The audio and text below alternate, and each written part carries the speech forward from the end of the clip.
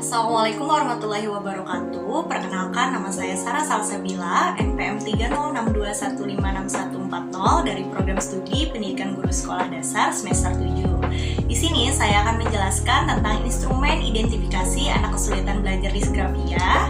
Video ini dibuat untuk memenuhi tugas UAS mata kuliah pembelajaran anak berkesulitan belajar dengan dosen pengampu Ibu Wulida Mahtuna MPD.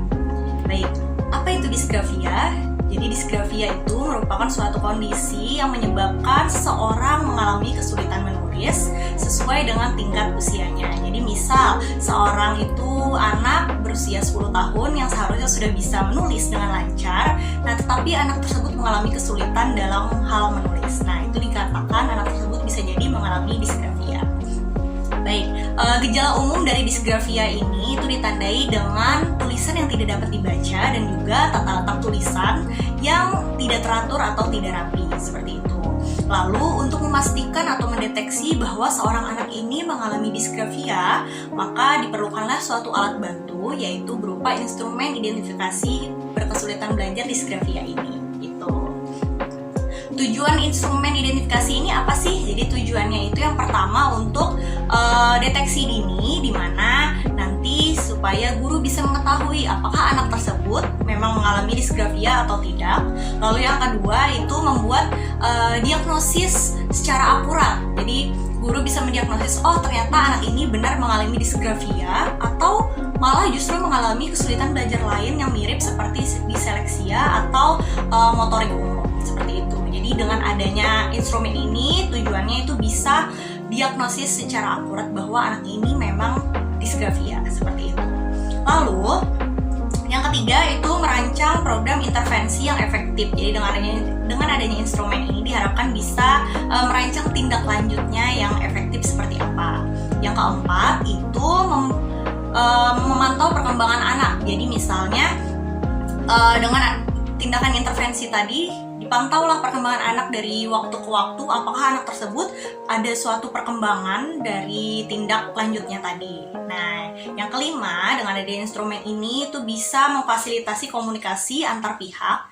Jadi memudahkan guru itu mengomunikasikan kepada orang tua murid atau wali muridnya bahwa anak ini ada gejala disgrafia, juga memudahkan untuk terapis maupun ke psikolog, seperti itu. Selanjutnya, cara menggunakan instrumen identifikasi anak kesulitan belajar disgrafia ini.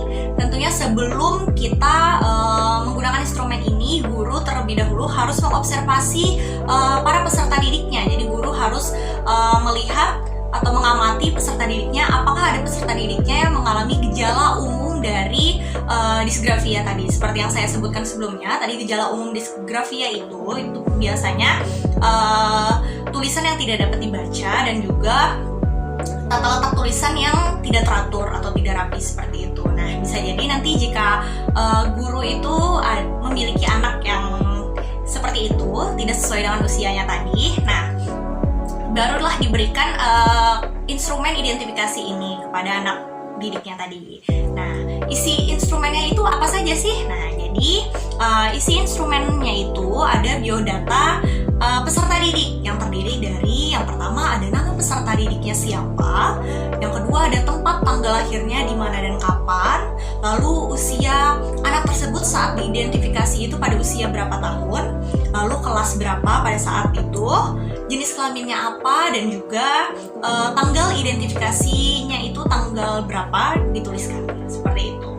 Lalu petunjuk penggunaannya dengan cara memberi tanda centang pada kolom yang sesuai dengan kemampuan anaknya tadi. Jadi di sini terdapat kolom nomor, indikator yang terdiri dari 20 indikator, lalu ada kolom penilaian yang terdiri dari mampu atau tidak mampu, dan juga keterangan. Jadi keterangan ini dapat diisi jika untuk menjelaskan dari indikatornya tadi seperti apa, bisa ditulis di keterangan tadi. Oke, kita masuk ke indikator yang pertama, itu tadi menulis huruf dengan bentuk yang benar dan konsisten. Nah, jadi kita amati dulu apakah anak didik Bapak Ibu guru ini menulis hurufnya itu bentuknya sudah benar. Misal antara B dan D tidak terbalik. Nah, mampukah atau tidak mampukah anak tersebut? Nah, ditulislah di keterangan. Misalnya anak didik tersebut tidak mampu menuliskan huruf B dan terbalik dengan huruf D, seperti itu. Itu fungsi dari kolom keterangan tadi. Lalu yang kedua, itu ada menjaga ukuran huruf agar seragam dalam satu kalimat. Jadi misalnya di dalam satu kalimat itu apakah dia mampu atau tidak mampu menjaga ukurannya sama. Misalnya jika di awal kalimat tadi tulisannya besar, maka apakah dia satu kalimat itu besar semua atau ternyata habis ukuran hurufnya yang besar tadi lalu tiba-tiba kecil-kecil. Nah, apakah dia mampu menjaga ukuran yang sama atau seragam tadi ataukah tidak mampu? Lalu yang ketiga itu menjaga jarak antar huruf dan kata yang sesuai. Jadi di dalam satu kalimat itu apakah dia mampu menjaga jaraknya antara huruf dengan huruf atau kata dengan katanya tadi. Spasinya, jaraknya itu apakah sesuai ataukah sama semua ataukah ternyata nanti ada yang berdekatan, ada yang sangat jauh, seperti itu. Mampu atau tidak mampu. Yang keempat itu menulis dalam garis lurus pada kertas yang bergaris. Jadi apakah anak tersebut mampu menuliskan di dalam buku yang bergaris seperti buku tulis biasa ya. Nah, apakah anak tersebut mampu atau tidak mampu? Justru dia malah misalnya keluar dari garisnya, seperti itu. Yang kelima, menulis dengan tekanan yang sesuai pada pena atau pensil. Jadi anak tersebut bisa kita amati apakah dia tekanan saat menulisnya itu apakah terlalu tekan atau ternyata terlalu lemah. Nah, mampu atau tidak mampu dia menuliskan tekanan yang sesuai, yang seharusnya. Jadi kan biasa kan kita menulis itu kan tidak terlalu tekan atau tidak terlalu lemah. Nah, dia mampu atau tidak mampu. Lalu yang keenam itu menyalin tulisan dengan benar tanpa banyak kesalahan. Jadi misal guru menuliskan di papan tulis lalu anak bisa kita suruh tulis. Nah, dia mampu atau tidak menyalin tulisannya itu tanpa banyak kesalahan. Seperti itu. Mengatur tata letak tulisan di kertas dengan rapi. Jadi kalau kita menulis biasanya kan itu dari kiri ke kanan ya. Nah, apakah anak tersebut bisa menulis dengan rapi dari kiri ke kanan? Lalu misalnya sudah sampai di ujung kanan, apakah anak tersebut bisa menulis lagi kembali ke ujung kiri atau ternyata dia menulis di bawah ujung kanan tersebut? Soalnya saya juga pernah menemukan ada anak yang seperti itu. Nah, lalu yang kedelapan, menulis dengan kecepatan yang wajar sesuai usia. Jadi misal mungkin kalau anak kelas rendah ya itu biasanya kecepatan menulisnya itu lambat ya. Jadi cara kita mengukurnya itu di antara teman-temannya tadi. Misal kalau misal kelas tinggi menulis misalnya satu papan tulis itu yang teman-temannya dominannya itu 5 menit selesai. Nah, ternyata ada suatu anak yang dia baru selesai menulis mungkin 20 menitan. Nah, itu kan durasi waktunya jauh ya. Nah, jadi apakah dia mampu atau tidak mampu tadi menulis dengan kecepatan yang wajar tadi. Yang ke-10, menulis tanpa mengalami kejanggalan fisik, misalnya kram tangan. Nah, apakah dia tadi bisa menulis tanpa mengalami kram tangan, sakit tangan? Apakah dia sering bilang ke gurunya bahwa Bu, tangan saya sakit, tangan saya kram, tangan saya capek? Nah, mampu atau tidak mampu dia tanpa mengalami kejanggalan fisik tadi. Lalu selanjutnya menulis dengan tangan yang dominan tanpa kesulitan. Jadi misalnya dia biasa menulis dengan tangan kanan. Nah, apakah dia mampu menulis tangan tanpa kesulitan? Maksudnya tidak banyak kesalahan, tidak banyak rintangan dan lain sebagainya. Apakah dia mampu atau tidak mampu? Kayak yang 11, mengeja kata dengan benar. Nah, apakah anak tersebut maksud mengeja kata dengan benar di sini mengeja kata ke dalam bentuk tulisan. Misal bola. Apakah anak tersebut mampu menulis B, O, L, A atau justru ternyata anak tersebut menulisnya B, A, L, A. Nah, itu kan mengejanya salah, berarti dia tidak mampu. Nah, itu bisa ditulis di kolom keterangan nanti. Yang ke-12, menggunakan tanda baca dengan benar. Jadi apakah anak tersebut tahu bahwa kalau ini pertanyaan berarti diakhiri dengan tanda tanya.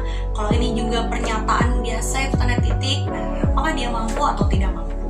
Yang ke-13, menulis kalimat dengan struktur yang benar. Misalnya diawali dengan subjek, lalu predikat, lalu objek. Nah, mampu atau tidak mampu?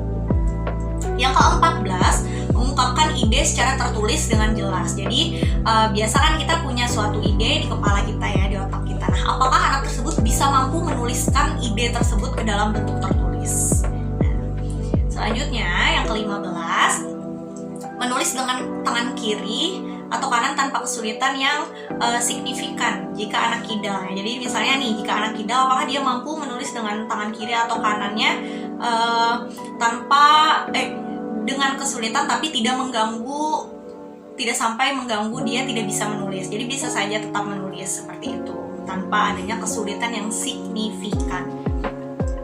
Yang ke-16, menulis di berbagai permukaan. Jadi anak ini apakah dia mampu menulis di berbagai permukaan seperti papan tulis, buku bergaris, atau buku polos. Mampu atau tidak mampu? Atau justru ternyata anak tersebut hanya mampu menulis di buku yang bergaris saja, tidak bisa menulis di buku yang polos. Mampukah atau tidak mampukah?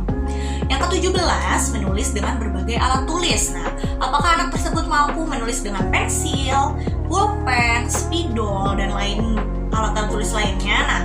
Apakah ternyata anak tersebut hanya mampu menulis dengan pensil saja? Seperti itu. Yang ke-18, menyalin gambar atau bentuk dengan akurat. Jadi apakah anak tersebut bisa mengikuti gambar tersebut semirip mungkin. Mampu atau tidak mampu? Yang ke-19, menunjukkan minat pada aktivitas menulis. Apakah setiap disuruh menulis atau aktivitas-aktivitas yang berhubungan dengan menulis, apakah dia menunjukkan minat atau suka, atau justru dia ternyata tidak menunjukkan minat, lesu misalnya, seperti itu. Yang ke-20, menulis tanpa mengalami kesulitan emosional, seperti misalnya frustasi atau cemas. Apakah dia dalam menulis itu dia tanpa adanya emosionalnya tadi, mampukah? Atau ternyata dia dalam menulis sering terasa cemas, frustasi, itu kan berarti dia tidak mampu, seperti itu. Oke, cara menilainya ini yaitu seperti yang tertulis di keterangannya, kemungkinan besar mengalami disgrafia jika lebih dari 10 indikator tidak mampu. Jadi nanti setelah dicentang tadi, lalu dihitunglah di kolom tidak mampunya itu ada berapa centang. Jika di kolom tidak mampunya itu lebih dari 10 centang, 10 indikator tidak mampu, maka bisa jadi atau kemungkinan besar anak tersebut mengalami disgrafia, seperti itu. Lalu di bawahnya tadi ada pengamatan lain. Jadi pengamatan lain ini fungsinya jika guru mengamati adanya ditemukannya gejala disgrafia lain yang tidak ada di 20 indikator tadi. Jadi jika ditemukan ada gejala lain, bisa dituliskan di pengamatan lain yang tidak disebutkan di 20 indikator tadi, seperti itu. Lalu baru kita bisa simpulkan dari 20 indikator dan pengamatan lainnya tadi. Kesimpulannya seperti apa? Misalnya berdasarkan hasil identifikasi di atas, dapat disimpulkan bahwa siapa nama anaknya, mampu ataukah dia tidak mampu menunjukkan gejala disgrafia, seperti itu. Lalu setelah disimpulkan tadi, saran dan tindak lanjut dari gurunya seperti apa? Misalnya dengan berkolaborasi dengan melibatkan orang tua. Jadi dengan adanya instrumen ini, kita harus melibatkan orang tua. Kita harus mengkomunikasikan ke orang tuanya bahwa anaknya ini ternyata menunjukkan gejala disgrafia, seperti itu. Supaya kenapa dilibatkan orang tua? Supaya orang tua bisa membantu di rumah, dan guru kan di sekolah ya. Jadi orang tua bisa membantu dan memperhatikan dengan lebih anak tersebut di rumah, seperti itu. Lalu dengan adanya tindak lanjutnya juga bisa dengan mengkonsultasikan ke psikolog atau terapis okupasi ini, seperti itu. Terapis okupasi ini itu untuk meningkatkan keterampilan motorik halusnya, seperti itu. Mengingatkan lagi ya bahwa instrumen ini itu digunakan sebagai panduan awal guru saja untuk menindaklanjuti anak muridnya supaya ke jenjang yang lebih serius. Misalnya ternyata memang anak tersebut ada gejala